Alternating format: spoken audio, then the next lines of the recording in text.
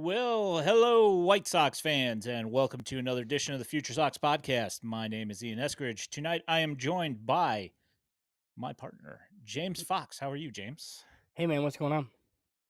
Not a whole lot, you know. It's been a pretty interesting week, seeing everybody's breakdowns on the Garrett Crochet trade. That's pretty much about it. I mean, other than that, like, what else is going on? I know if we do two shows, something happened, right? Like usually it's kind of the way that it goes. Yeah, it was pretty eventful winter meetings for the White Sox. I will say we were just talking off air. Like I'm a little bit surprised that like baseball slowed down a little bit, right? Like there's still some big names that I think the outfield market has to kind of get going here, and I think Corbin Burns, I think, is in a situation where I think he's choosing between two not great options in San Francisco and Toronto, where it's like, oh boy, like what do I do? And he's from, I think, the Bay Area, so it's probably San Francisco. But I mean, when you're a Boris client, like if Toronto's the highest offer, you know what I mean? Like what do you do? You know, and I don't know that that's true, but it just kind of seems like Yankees out, Red Sox out, Baltimore not going to go to that level. So yeah, I'm kind of curious, just the hot stove in general. That sort of thing. So, but yeah, other than that, I mean, there's some stuff I think we probably skipped over with our two shows last week that we can get into a little bit here, talk about the system a little bit as a whole, and then Chris Clegg's going to join us about halfway through. Yeah, that's going to be a fun conversation. Looking forward to that a lot. Yeah, he's awesome. It's a lot of good work. He just he did his White Sox list, and then the White Sox added four more players.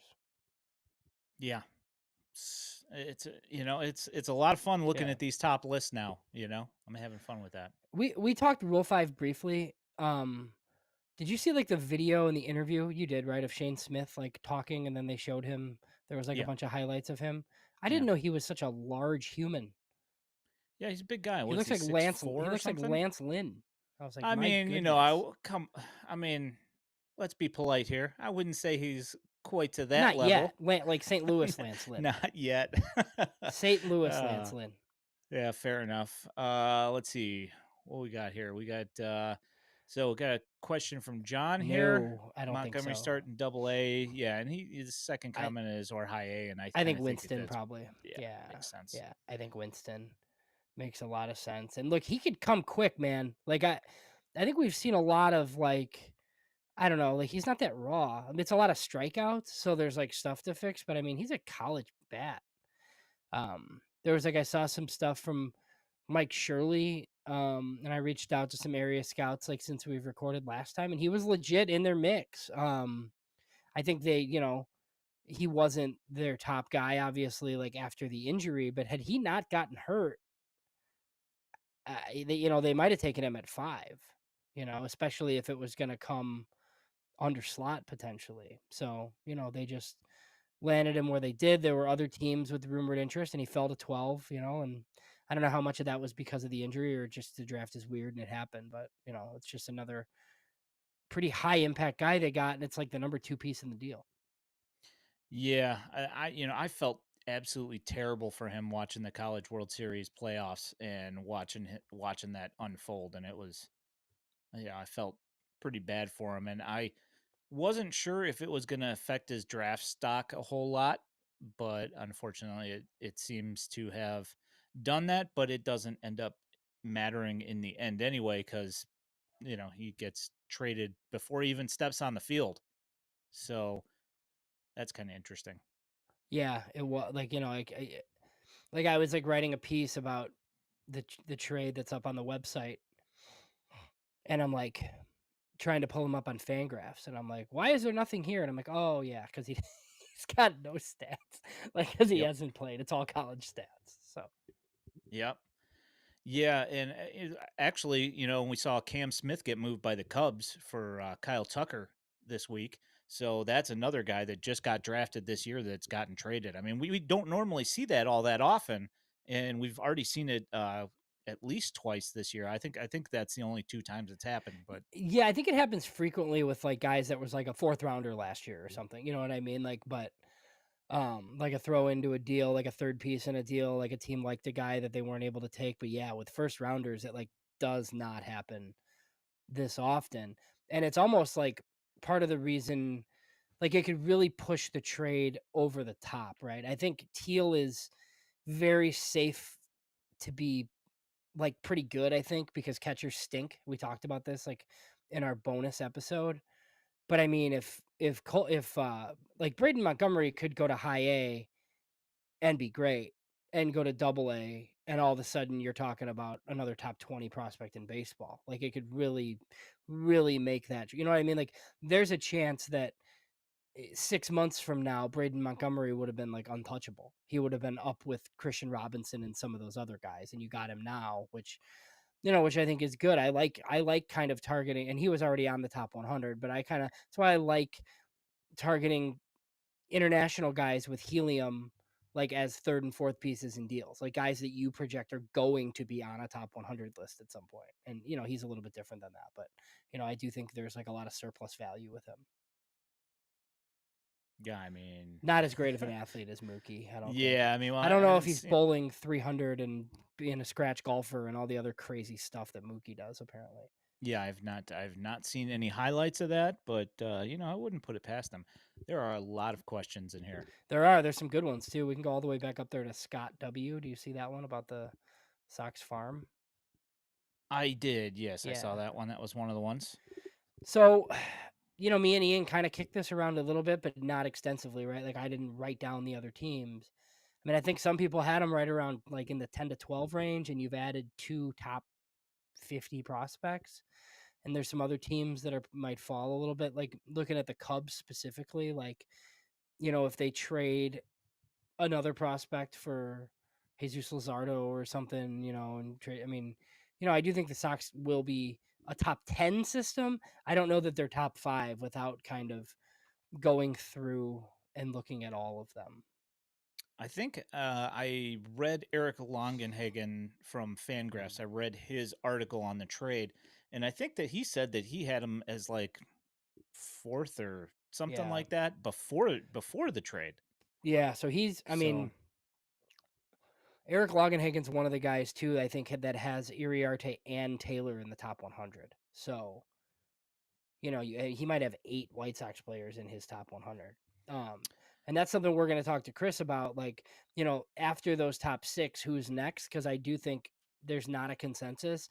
And if we saw Iriarte on a 100, I wouldn't be surprised. If we saw Taylor on a 100, like, I wouldn't be surprised. You know what I mean? So I think it's just kind of, there's extra. Baseball America still has Drew Thorpe on theirs. So I was going it's to a bring little that bit up. Yeah. interesting. Yeah. So on the Baseball America top 100, they have 7 White Sox in the top 100, including the two Boston guys that just got moved over. You got Noah Schultz at 9, Kyle Teal at 25, Colson at 38, Hagen Smith at 49, Braden Montgomery at 59, Drew Thorpe at 67, and then Edgar Caro at 78. Yeah, see, I think Hagen's too low for them. So they both, Probably. and I think it's interesting. Both publications have Teal at 25. Yeah, for the top. And Yeah. like, you look at Kyle Teal's numbers, right? And it's not like soup, like where you're like, oh man, this is. I just think he has like a lot of average tools, but like when you're a catcher, like that's why, you know what I mean. Like, he's a left-handed hitting catcher with on base ability and maybe 20 homers. I mean, that's like a top what third of the league catcher. Yeah. I he's like the one that I have like the most reservations about what I expect from him because it's like you said, the power is not really a standout tool.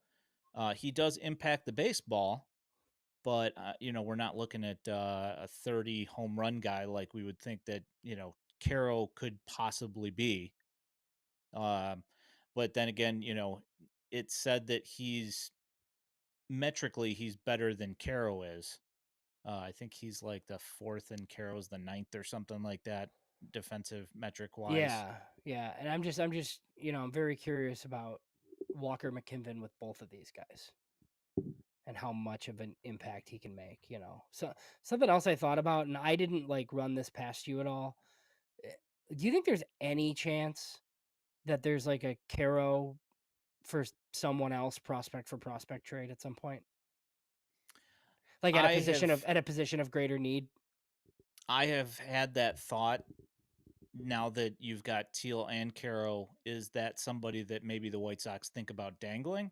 And I mean, I would prefer not, but who knows? Yeah, I don't know. Like, like can you get Owen Casey for Edgar Carroll? I don't know. So just like one of these other teams, like expendable guys. I don't think so. I think they'll both come to spring training, and I think they'll both start in Charlotte, and then they'll kind of just use the DH spot or whatever. I will say though, I hate the idea of like using Kyle Teal as a versatile piece. I think all of his value is at catcher. Like I think Yeah. his offensive value is above average. Like at catcher, I don't know that it is anywhere else. So I just think he needs to play there. Yeah, James brings up a thing here. He says, "Don't you see either Teal or Caro on the opening day roster? I don't see them both being in AAA together." And I had actually had this thought as well, as like you want these guys to get the majority of the reps wherever they are. So to me, this also doesn't make sense that you've got two guys that are in AAA. Uh, Teal was playing for the Woo Sox, and then Caro was with Charlotte to end the year. I don't see them bumping either guy back because Caro did Mm-mm. his via merit, and Teal's obviously ranked very high. So Yeah, what do you do there? I think they each get 3 starts a week in Charlotte, or they get 4 one week, and when the other gets 2, and the next week they switch, something like that. I just think that's. I mean, I don't know. Like how many days are starting minor league catchers, like guys that are like the guy, right? Like how many starts a week are those guys typically getting? 4 of the 6 games typically?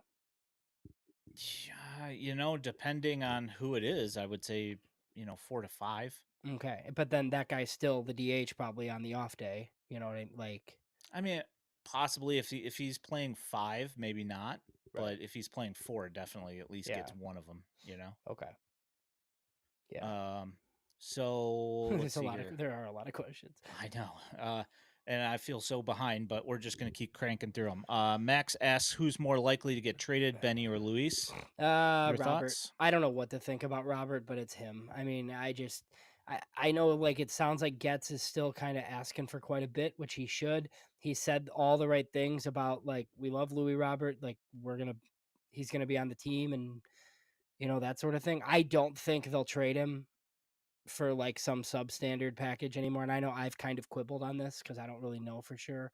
Um, I just uh, like to me, yeah, I think you're bringing him into the season unless a couple of these teams miss on outfielders and give you 75% of like what we want. You know what I mean? Like like something like the Reds, right? As an example, like they were a team that likes him. Like Cam Collier, another good prospect and a comp A pick. Like, is that enough to not gamble, on a resurgent season? Or do you say, now we're going to bring him into the season and hope he's an all-star and then trade him? I don't know. I really don't know. Yeah, I don't think there's any way they can trade Benintendi. I think the money for Benintendi. I mean, Benintendi at the trade deadline, if he Maybe. comes out Yeah. like he did, like he ended 2024, possibly. Yeah. Well, the way he is right now, I would be pretty shocked, really. Yeah, because then it's only like 2 years at like 40 at that point, which like isn't terribly crazy. He was pretty good in the second half. Yeah, yeah, I think he had like a 130 OPS plus or something Yeah. like that. Yeah, he was not bad. So And and I hope we get this version of him where he's not slappy McSlapperson and I would much rather he K more and hit for more power, which he did. Like I think he hit 14 homers or something. That's pretty good for him. yeah, in the second half of the season, he hit like 9 or something. Hmm. Yeah. All right, so Doug asks, did they, this is a question we were just talking about, did they use the rest of the international bonus? They did not.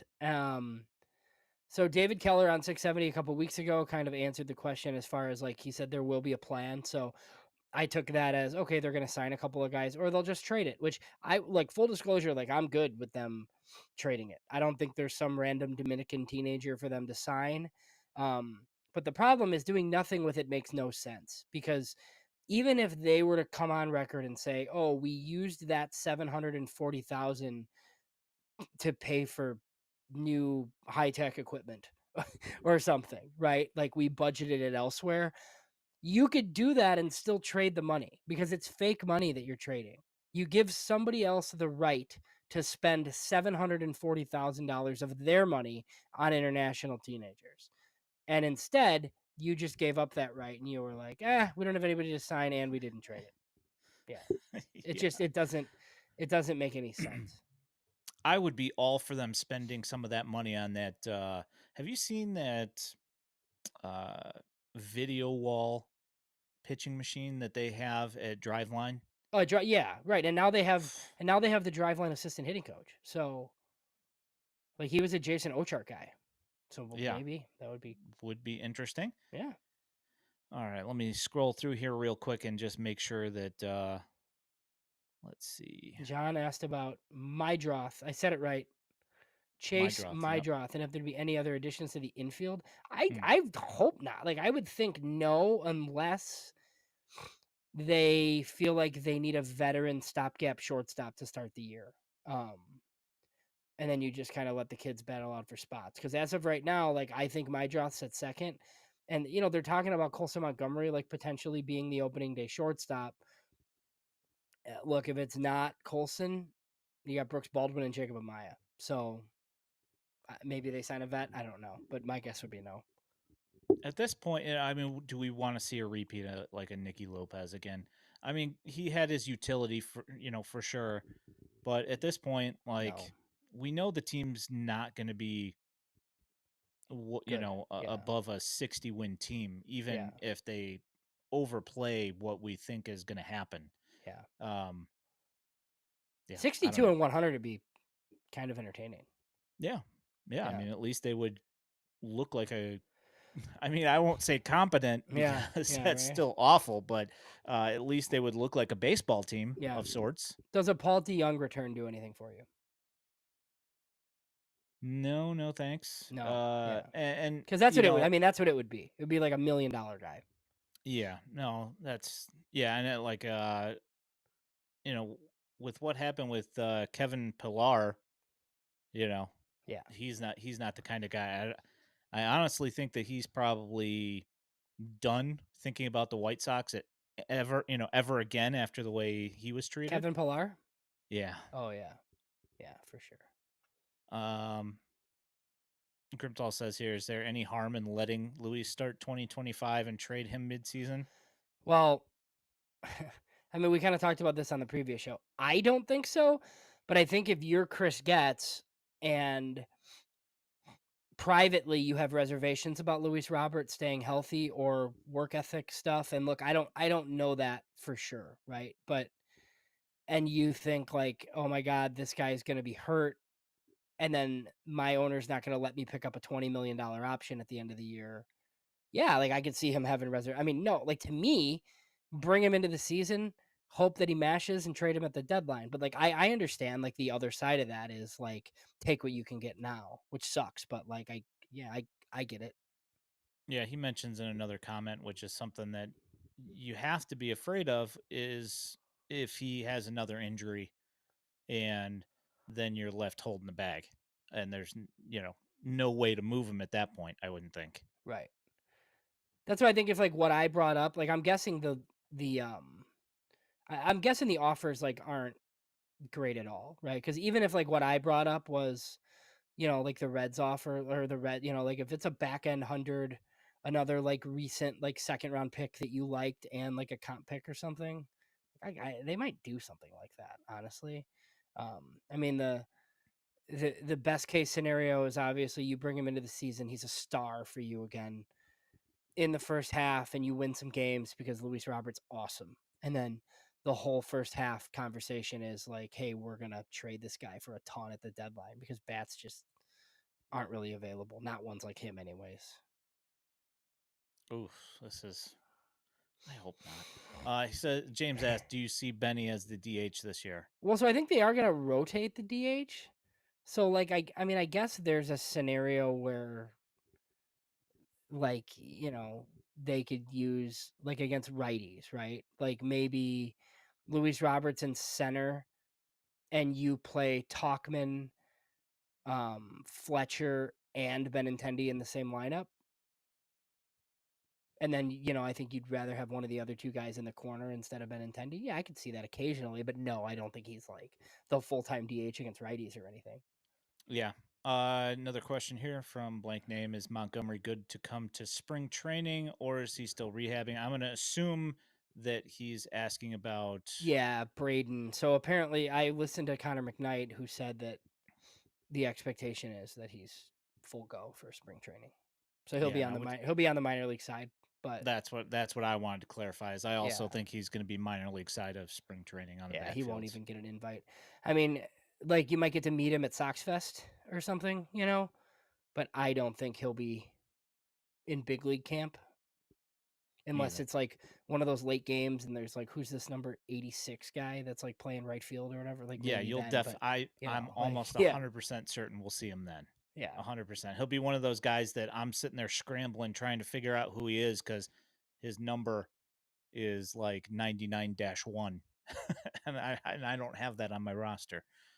Um, Ooh, so Wolf, that's well, Wolf, thank you so much. Thanks for the super chat. We appreciate that.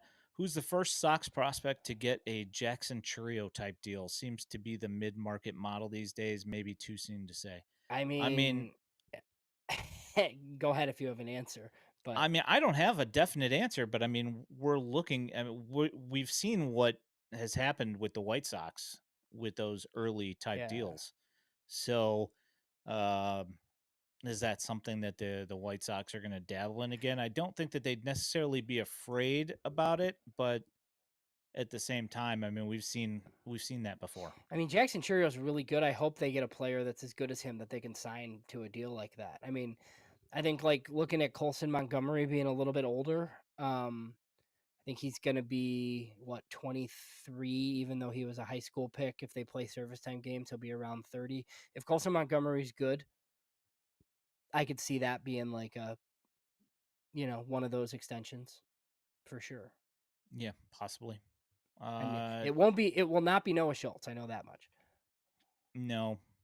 So TJ asks if the Red Sox offered something like Arias, Blyce, and Romero and Zanatello for Robert, would that be worth considering?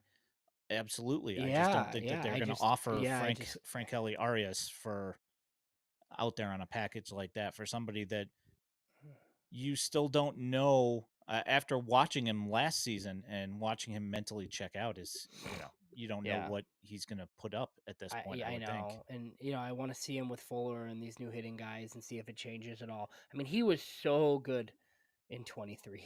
If he's that guy, like they're gonna get quite a bit, and I could honestly like you don't want to live through the marketing department and Jerry and all that stuff, but like it wouldn't hurt having Luis Robert on the team to start the year. So there's like somebody to go see. I mean, my goodness, like it's like the people from Palatine are going to take the bus down to see Mike Tauchman. And I think that signing's fine. Possibly. And I think that signing's fine. That's one we haven't talked about. Yeah, I'll bring that up here in a second. I just wanted to get through this stuff, and this is interesting from Dave here. He says the Phillies really need a center fielder, Aiden Miller for Robert straight up. Ooh, Again, I don't know if that's going to be something. I don't know if they're going to offer that kind of value for Robert at this point. Unfortunately, yeah. that's So that's my only problem. Now is Dombrowski crazy enough to do something like that? Yes, absolutely. That guy loves trading for, you know, he likes stars too. he does. Yeah. Yeah, yeah. So he kind of I'd love fits to that know not. like what the real interest in Robert is. And look, I think he's kind of a guy where like if all of a sudden Robert was traded in February, like I wouldn't be that stunned. I think there's a lot of outfield dominoes to fall still. Like we have no idea what the Yankees are doing. Santander's not signed. Nobody plays center field. You know what I mean? So I think there's a lot that still kind of has to happen here. Yeah. It's at this point, like I'm kind of just I don't know if they're gonna get the kind of offers to consider actually moving Robert Yeah, I don't at either. this point. I don't either. That's And the unfortunate bit. when Chris Getz is talking about how 6 teams are interested in Luis Robert and the talks have been pretty, I just think he's lying, basically. Yeah. I mean, I'm sure there's teams that are interested, but nobody's going to pay retail for him. And there's really no, like, Chris Getz can't dump him. So, you know, I think my guess is he'll be on the team to start. We've got a request for a Roki Sasaki update. I got nothing. I mean, the White Sox are going to do a presentation or whatever, but I think people kind of don't realize, like, they did a presentation for Ohtani too and for Masahiro Tanaka. And they were actually seriously bid on Masahiro Tanaka. Like, that might have been he would have been their first $100 million signing. I just, I, I don't know. I don't know that Roki Sasaki's coming to the Midwest, and he's definitely not coming to the worst team in the Midwest. So, they're doing their job from that end. They can't exactly say, like, oh, he's not coming here, so we're not even going to pitch him. Like, they need to try. But yeah, he'll be signed somewhere on January 15th, and we'll probably hear about it before that, obviously. Like, Yeah, wherever it ends up being. the White Sox. We'll just It would be wonderful because put that positive energy he out goes there. right into your rotation, and he's your number 1 starter. Yeah, I don't see that happening. So I wanted to move right quick to, because we kind of have mentioned it, but we haven't brought it up here on stream so much. I just wanted to take a look real quick at the MLB Pipeline Top 30 now, because they have actually updated it in real time. So I figured I just go ahead and bring it up and see what the deal is. I don't think they've moved anyone else though. You know what I mean? Like, they put the new guys on and then slotted everybody accordingly. They didn't go like, hey, this guy in the 20s was awesome in winter ball, move him up to 12, something like that. So Yeah. they just took the last 4 guys off, added these 4 guys where they thought they would go, and then it kind of went in accordingly. Yeah. So we had this conversation off stream. The number 7 prospect. You have some interest in whether or not Jairo Iriarte or Grant Taylor is at number 7. The only thing is that Jairo's has made it to Major League Baseball, and he did throw a couple of innings Yep. anyway. So Yeah, I get both. I get both. Total. I mean, you think it's Jairo Iriarte, like, I'm totally fine with that. I would just go Grant Taylor because I think the ceiling's higher. I think Jairo Iriarte is more likely to be a big leaguer, obviously, because he already is. You know what I mean? And there's like, I always kind of look at proximity to majors, but I also look at ceiling. And I don't know that it's a stretch it might be a stretch to say that Grant Taylor could be an ace, but I think he could be a number 2. And if he stays healthy, it could be quick. So, I think Grant Taylor is going to be on top 100 list this year if he pitches. yeah, because he's disgusting, and we're going to be talking about him a lot. And Jairo, I don't know what Jairo Iriarte is. If he's your 8th inning guy on your next good team, like, okay, that's fine. But there's a lot of reliever risk.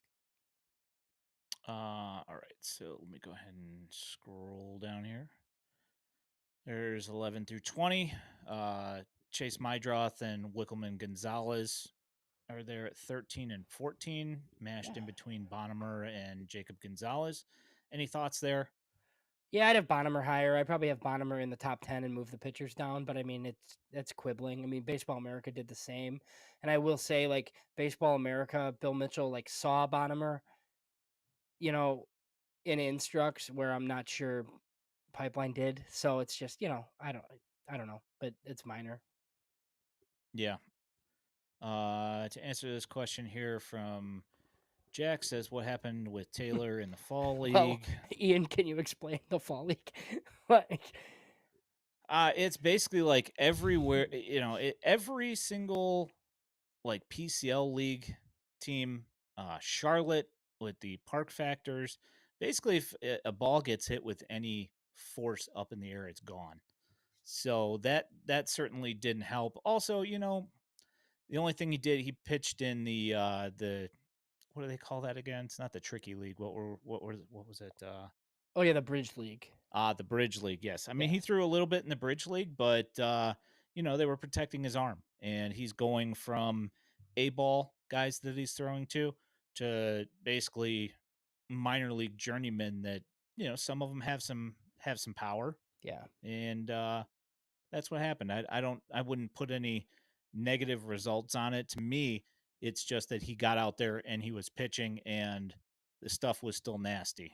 Yeah, what Just needs to work on consistency. there were some walks and he gave up some bombs. I mean, it's like playing on the moon. Like, it's just nuts. Like, that's why teams don't even bother sending their pitchers that were their top guys generally. Yeah. Yeah, Vince.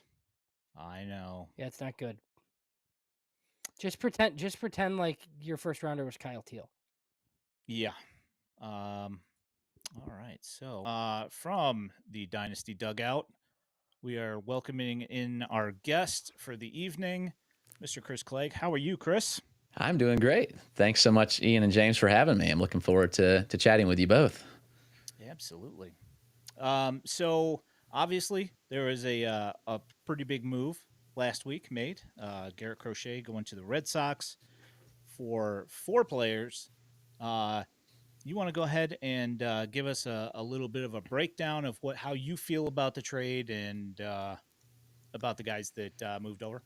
Yeah, so it's a fun trade. Of course, I think we all knew that Crochet was going to be moved this offseason. It was just a matter of where and who would give the best package in return for Crochet. And, I've heard mixed reviews on this return, but I think the White Sox did exceptionally well. I see the deal as a win-win for both parties. I mean, if we're honest, the White Sox had little leverage with the trade given Crochet and his agent and what happened last year towards the trade deadline. We knew he was going to be moved. And obviously, I think the return was pretty strong. It's been a while since we've seen a trade where we had 2 prospects of that caliber that have been moved.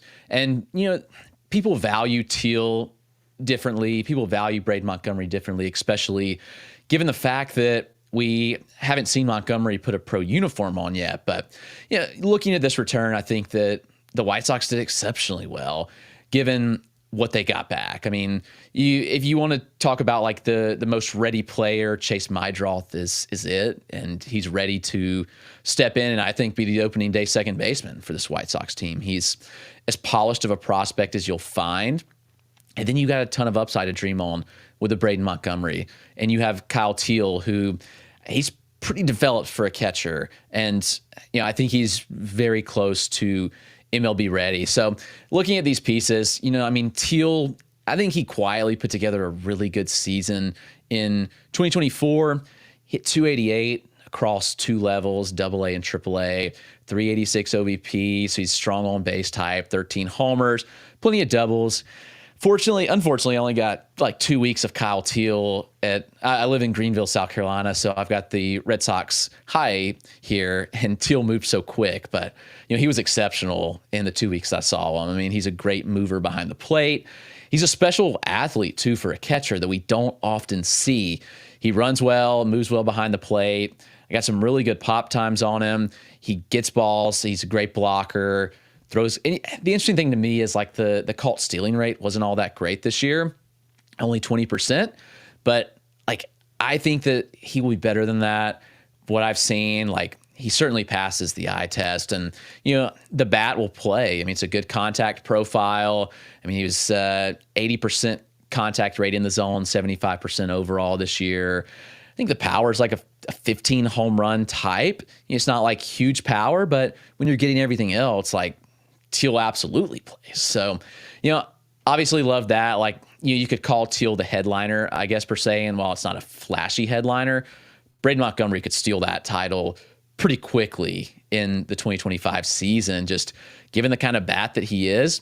And, it's interesting. I think I heard some people say, did the Red Sox already like give up on him? No, I think the Red Sox had to move one of those additional of their top 5 prospects. And so they didn't have a choice but to move Braden Montgomery. One, they're pretty stacked in the outfield, and Montgomery was several years away from finding the playing time, just given that outfield situation right now in Boston. But Montgomery at A&M, I mean, he was phenomenal. I only saw him a couple times in person when A&M played at South Carolina this year, but he's a special athlete, big time power. I mean, he had some of the highest EVs in college baseball. He actually had the highest average exit velocity in college baseball last year at 98.7 miles an hour. He ran a ninth percentile EV of 111 miles an hour. I mean, just all kinds of power. People have questioned the contact skills, but I think it'll play. He was 75% overall, 85% in zone last year at A&M. Obviously, it's an adjustment to pro ball. Like, how well does he pick up spin? And that'll be a question that we'll have to see answered. But he faced pretty good competition. He held his own. He takes walks. He doesn't chase all that often. Also, he's got a huge arm. Like, he's been recorded like up to 98, 99 miles an hour from the outfield. So he's got tools for days. It's just, can he step into pro ball and do what he did in college? Can he overcome the broken ankle that he had down the stretch and the super regionals, if I'm not mistaken? I look at Braden Montgomery and think that there's massive upside here, and it's a lot of fun to dream on. So I think this is one you have to be super excited about. And it's interesting too, because like, I've also gotten the questions of like, well, look back to like the Chris Sale trade and like, look at the bust rate of some of those guys. Obviously, like it didn't work out how you hoped. Like, will these guys not make the majors? And I mean, Teal's almost there. Like, Teal's developed and ready. Montgomery, his tools have him pretty much ready, in a year, I would say. Like, I think Montgomery's the kind of profile you just get out of the way of and let him do his thing. Like, he's going to be a stud, in my opinion, and it would be hard for him not to make the majors given his power and his ability in the field with his big arm. Meidroth, I mean, he's already like on the cusp. I think in any other org last year might have gotten the call, and I think he could break camp with the White Sox next year, just given that, I mean, the bat is as polished as you'll find in the minors. And I've actually had Red Sox pitchers tell me, like, if there's any glove that they want in the infield behind him, it's actually Chase Meidroth. I don't get Marcelo Meyer from pitchers. I get Chase Meidroth, which is interesting. He played third, played second. He played short some this year, so he's versatile. Yeah, he's smaller. He's not going to hit for a lot of power, but he's a table-setting guy that the White Sox lineup desperately needs. Like, he's going to get on base. He rarely strikes out. He doesn't chase it all. He's going to take his walks. Like, I think this is a perfect fit in this lineup, even though it's not a flashy profile. And I guess if there's a piece that, is a question if he makes the majors, it's a Wickelman Gonzalez, who has all the upside. I mean, the arsenal's there for him to make the majors in some capacity. Is it a reliever? Is it a starter? It's inconsistent right now. I mean, I've seen Wickelman pitch a lot. There's times where he looks fantastic over 5 innings. There's other times where the velocity dips after 2 innings. You get a mixed bag with him quite often, but this year, fastball sits 94, 96, tops 98. It's a good riding fastball. His curveball's an easy plus offering, very good pitch. I think that pitch is his go-to whiff pitch, gets Chase out of the zone. When he buries it down, it's easily plus or better offering. He has a mid-80s change, mid to upper 80s change. It's late movement and fade. I think it's a solid offering, inconsistent at times. And then he throws an upper 80s slider cutter, probably the pitch he needs to refine the most. Strike throwing's the biggest issue. It's fringy starter strike throwing walk rates right now. He walked 13% of batters last year. Worst case, I think it plays in the back of a bullpen. Yeah.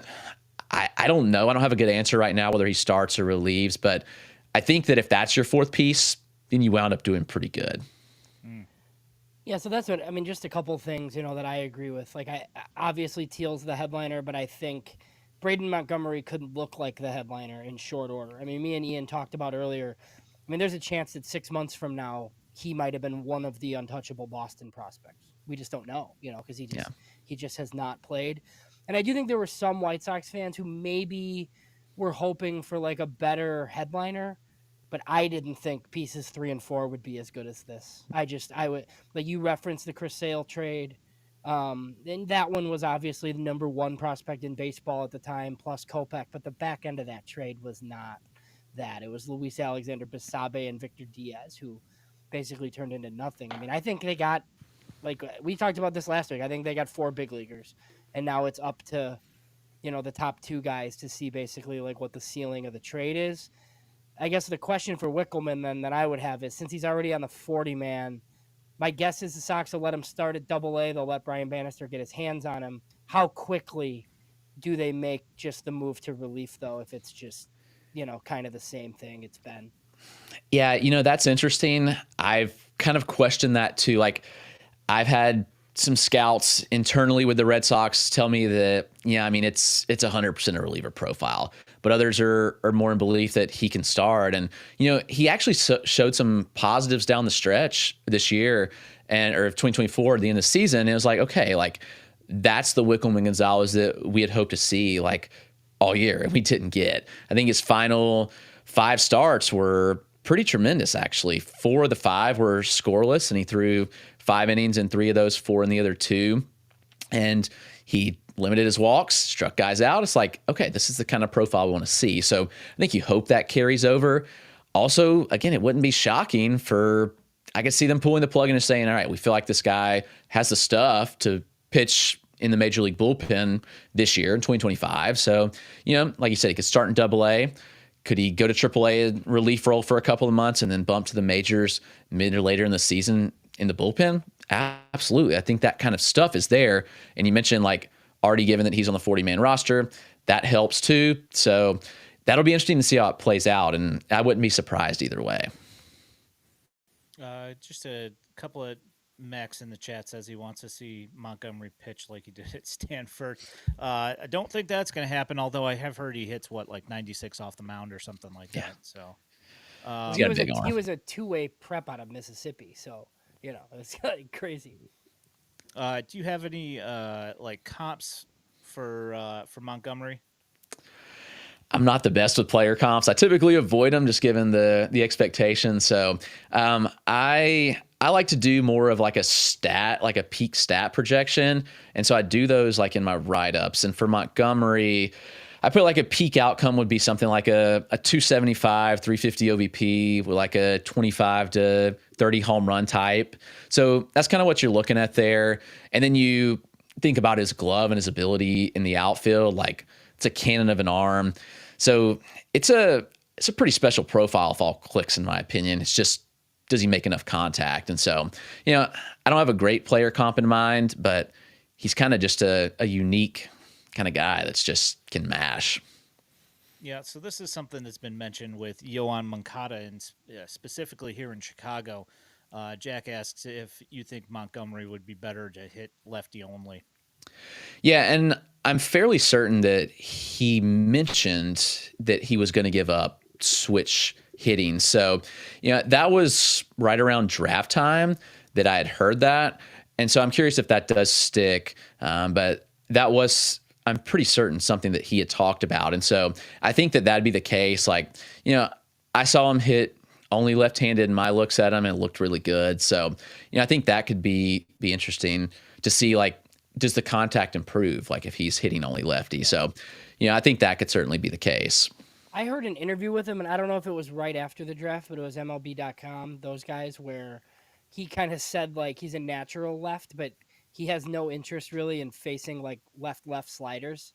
So I think he was like kind of kidding, right? So he just would rather turn over and face right and face tough lefties right-handed, but I don't know. Like we'll see. It's been something that's been talked about for sure.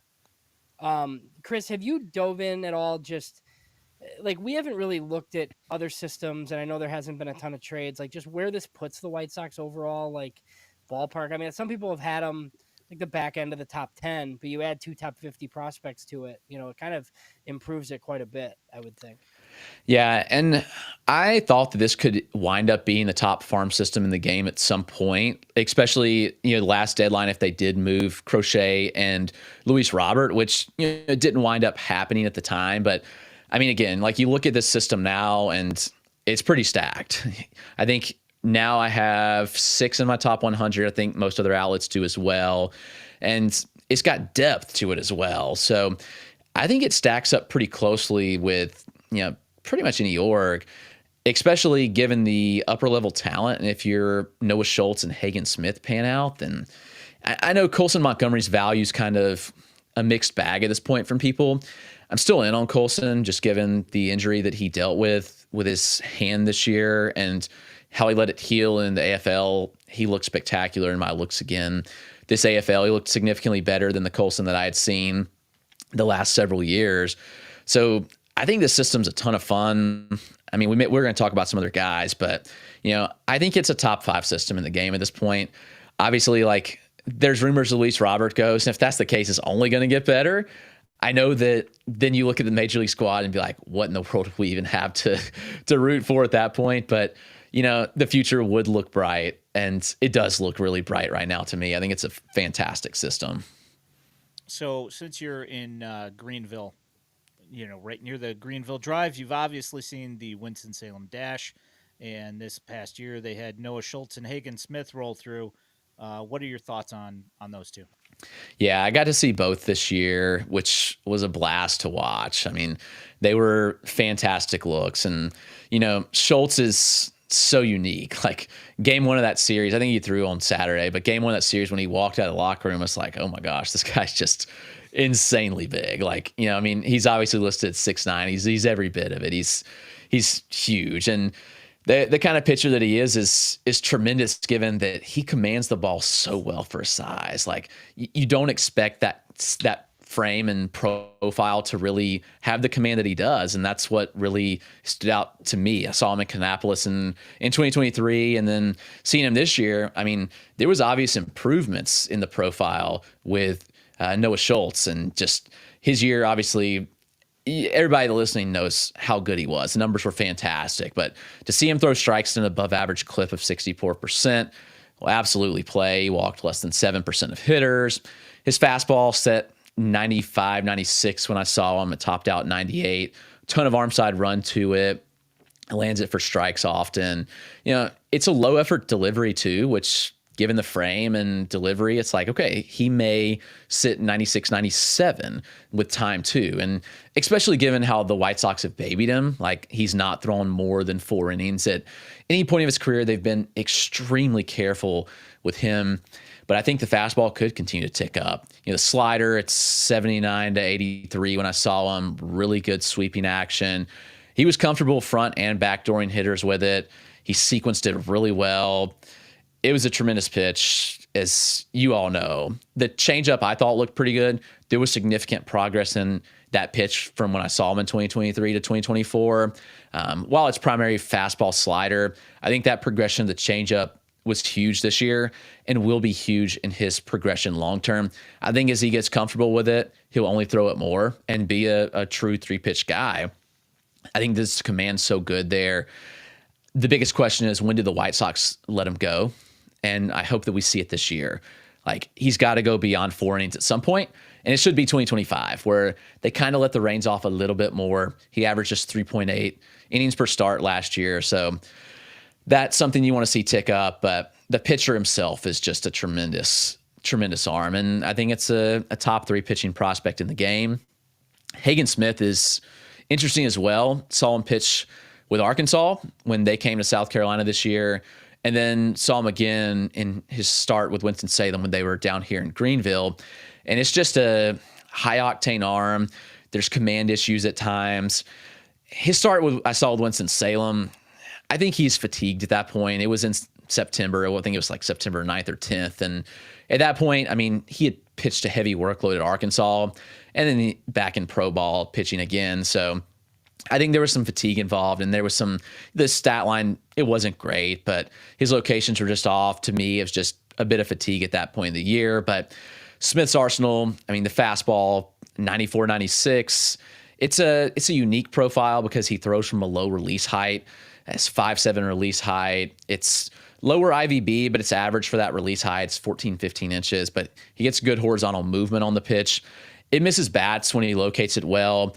That's really been the biggest issue when he has gotten hit, is due to fastball location. But I think that's something that will be cleaned up with time. I think was still adjusting to pro ball. He got hit around some. I'm not particularly worried about that. He throws a slider and a cutter. They kind of morph at times, but the pitch has good depth. It's got a shorter horizontal. It's a highly effective pitch. He throws some that are longer sweepers too, which sit in the lower 80s. The slider cutter is 85 to 87. He throws 2 changeups as well. Traditional changeup around 90 miles an hour, some pretty good carry to it, but he throws a nasty splitter. And he didn't throw either of those in his pro debut, which I kind of think was just a org-related thing where they're like, hey, we're going to just really focus on this for now.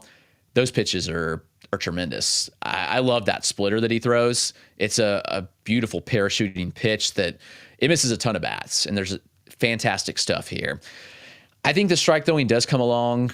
It's kind of one of those cases where at Arkansas, I mean, he was a workhorse type guy where he was able to miss bats out of the zone. While there were walk issues at times, we did see improvements there.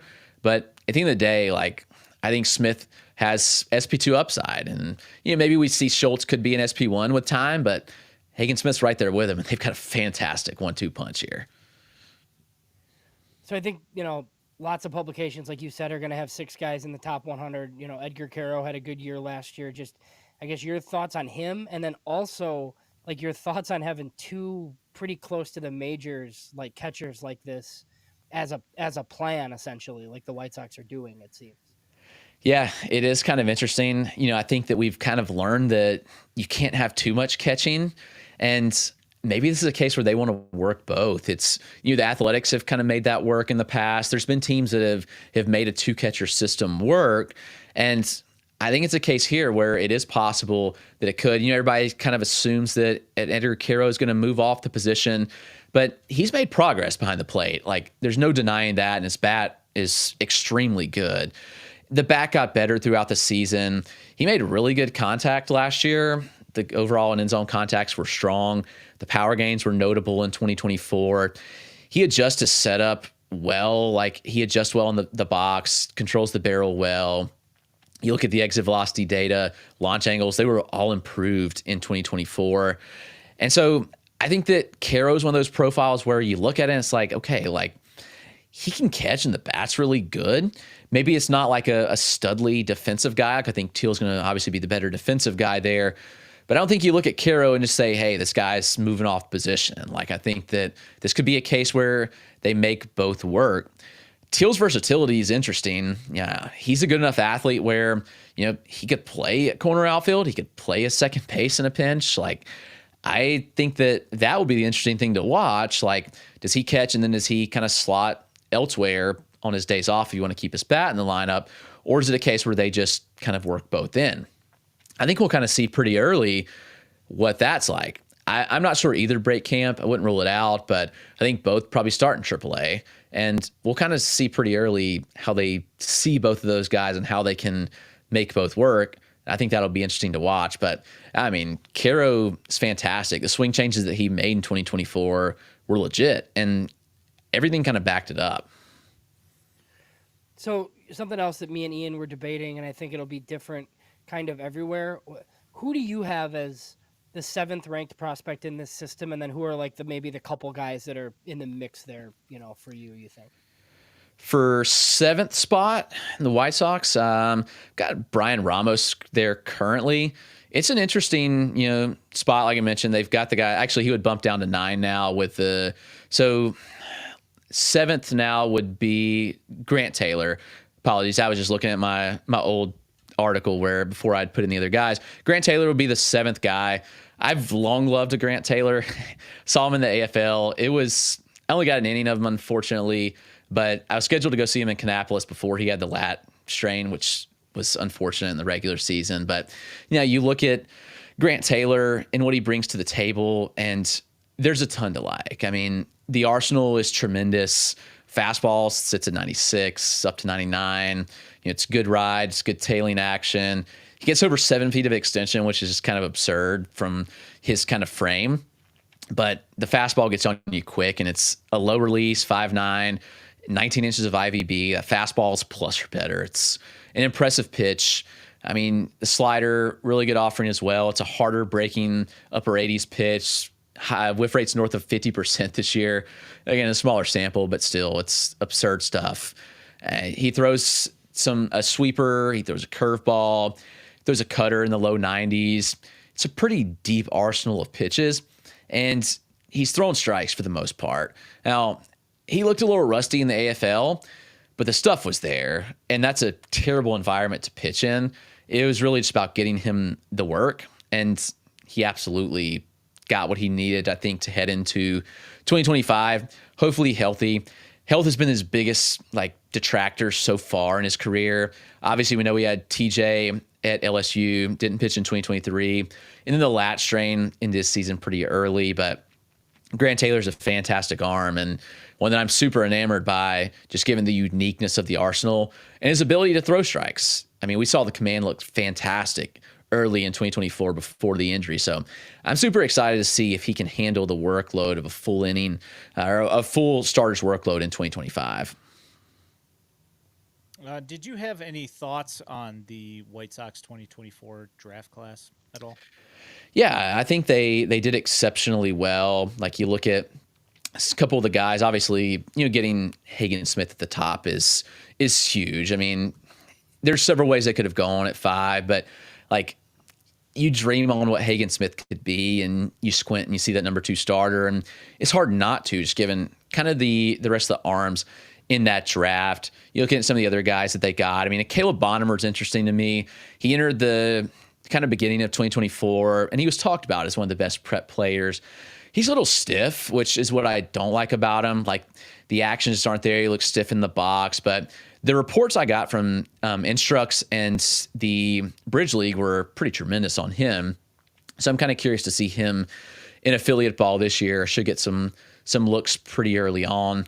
I like Blake Larson a lot as kind of a guy that there's still plenty to dream on his upside. Say he's kind of a later bloomer as an arm, but the fastball, it's 92, 94. But it really ticked up this spring, and I think there's still a lot of room on that frame. He's 6'2", 180, so you can kind of dream on some more velocity there. His slider already shows spin rates north of 3,000 RPM.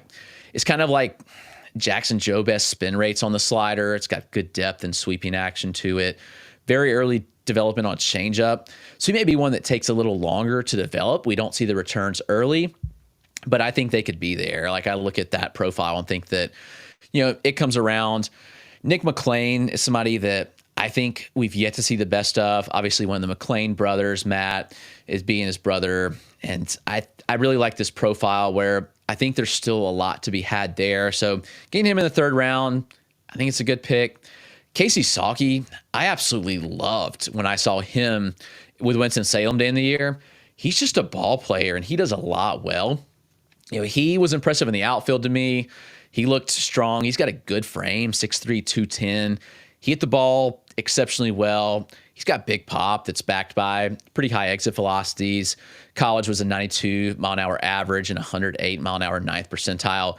Both those were 95th percentile among all college hitters, not just draftees. He does damage on fastballs.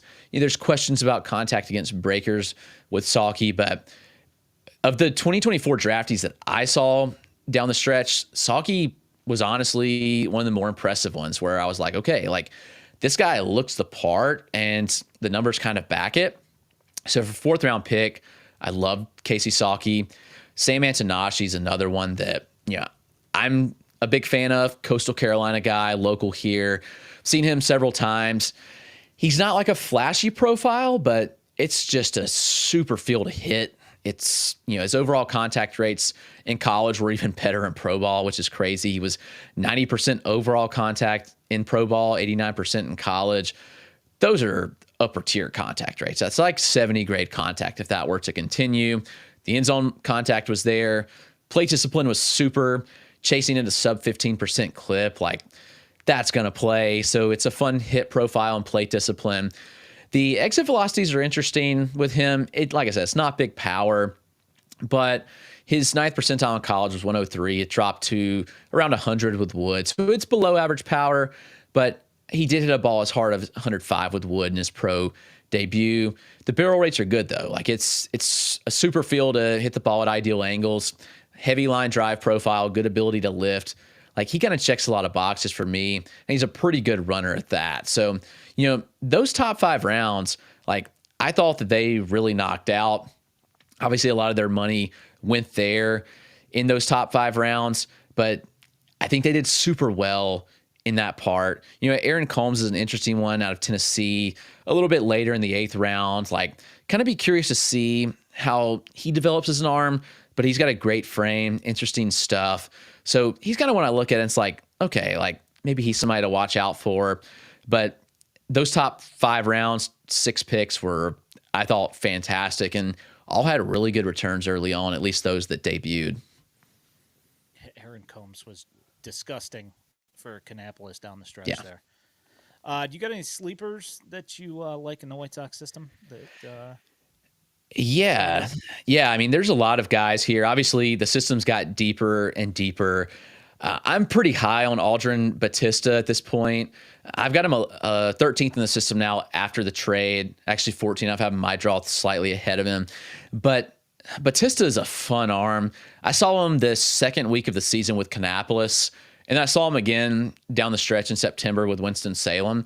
And he's just super impressive. One, his ability to throw innings was tremendous. Like, he's got some of the best east-west movement of any pitcher I saw all year in over 60 games that I set on. I mean, he's got a lanky frame. He's still got projection on it. He's listed 6'2", 185. He may be a tad taller than that if we're being honest. So there's plenty of room to still add weight and velocity. By the end of the season, he was consistently sitting 93 to 95. He works, like I said, heavy east to west. He registered 18 inches of arm side movement on average, which is wild. Like, the biggest thing with him, like, he really needs a pitch to change a hitter's eye level just to get more depth to it. So I'd be interested to see if he can add another pitch this offseason. But slider's a tough look for hitters, 83 to 85. He threw it to lefties and righties consistently. Heavy sweep, as you could guess, with that profile. The changeup, 20 inches of fade on average is just absurd changeup that sits in a similar velo range to the slider. I look at that pitch, I would love to see him throw it more, to be honest with you, because it looked really good both times that I saw him this year. He's a strike thrower. Like, he threw strikes at above average clip. Yeah, swinging strike rate was questionable. I think it's something where if he can develop a pitch that gives him some depth, this could be a pitcher that explodes. And I think there's a lot of upside still to dream on. Obviously, the surface numbers were really good with Batista this year. I'm already quite high on him, and I think he's one that probably is undervalued in general census, but I think he's a really good arm. So he's someone that I'm kind of curious to see. Like, I think he's kind of a major sleeper there, and obviously maybe White Sox people are higher on him, like maybe closer to where I am, but I look at him as somebody that is super interesting. A little deeper, I liked Ryan Galaney a lot in my looks, power hitting first baseman. And while his season was inconsistent at times, like, he hit some mammoth home runs. Like, he looked super strong with the power. He's an interesting kind of profile. He had a fantastic senior year last year at Wofford, in a smaller school, local here. I'd seen him in college play some, but it carried right over to pro ball. And I thought his first full season was pretty solid against an older profile. So it's one of those where, like, okay, like, how much is left developmental wise?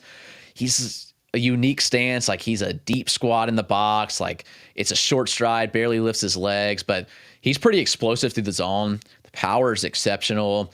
I think the contact skills have been pretty respectable when I've seen him, both early in Kannapolis and then throughout the year with Winston-Salem. I think he's a guy that brings some deeper intrigue. So maybe that's the deeper kind of sleeper, but man, Batista's just a guy that I've really loved my looks of. So then last one here, Chris, before we let you go, thank you so much for joining us. I didn't really put this on your rundown, but I can't not ask you about George Wolko just after kind of what we saw last year. I think we kind of expected what he did in Arizona. Going to Kannapolis was a surprise for me, and I think it was a little bit for Ian too. And everybody saw the K rate, but just some of the stuff that kid did as an 18-year-old, like in Kannapolis after reclassifying, just was pretty impressive to me. And we'll see how it carries over. Where do you have him ranked, and what are your thoughts on Big George? Yeah, so he would slot in 10th in the system now post-trade. He's someone that I built a relationship with in high school. He was a South Carolina commit. He was going to be coming local to me. So He's a fantastic guy. Obviously, you mentioned, I think that's the biggest thing. He reclassified. He was 17 and a half at the draft in 2023. And you have to think, like, he would not have even, like, when he started into the complex, like, he wouldn't have been drafted yet under normal circumstances. So he was super young. He has monster power. I think there's no denying that. And he's 6'7", 240.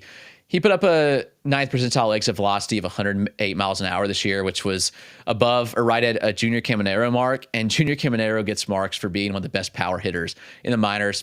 Obviously, recent graduate prospect status, but that's the kind of power we're looking at. And he was a young 18, which is wild. So the power upside is tremendous. I think that you have to dream on that. And he had 13 home runs in 91 games. Again, I think that it's one of those cases where with time, like, yeah, the home run power is going to develop. He hits a ton of balls in the air. He gets to the pull side exceptionally well. The bat speed is there. And those underlying power metrics were at the top of all minor leaguers, not just minor leaguers that are his age. Then on the flip side, you have the contact. And he struck out north of 40% of the time, which is a big concern. The contact rate, 56% on the year. Like, yeah, that's a major concern too. But I think we saw the progress. Like, if the season had gone on longer, like if he had started in Kannapolis at the beginning of the year, which would have been crazy, obviously, but I'd be curious to see where he would have been at by the end of the year. And I think we'll see some improvements come spring. The contact rates did improve all year, and that was notable. By the end of the year, the final month, he was above 60%. And yeah, that's still a scary mark, but that's improvement. And I think that given his age, given where he was at, being one of the youngest players in the complex at the time and then in single A in Kannapolis, I think that this is one of those things where, yeah, I think that's notable to see contact rates improve by 5-6 percentage points throughout the year. Like, to me, that's huge.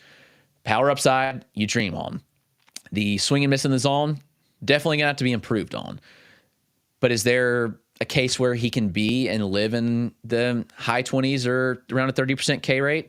Absolutely, because the rest of the tools are there. The power's off the charts. Like, he's a good athlete for his size. Like, obviously, you know, everybody this size gets the Aaron Judge comp. Like, people just throw out those comps because of the size and nothing else. But, you know, Wolkow does move very well, I think, for his size. And, you know, I'd be curious to see how the body shakes out as he continues to develop. But I look at this profile and I think there's a ton of fun to dream on. I think that the true evaluation will happen in the end of 2025.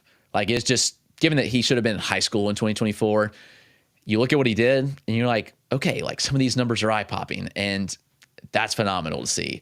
So I think you dream on the power, you hope the contact comes around, you take the improvements that he made month over month, and you hope for the best. But I think that you look at what he did and you had to be happy with the progress. And I think you have to be excited about him as a White Sox fan. Agreed.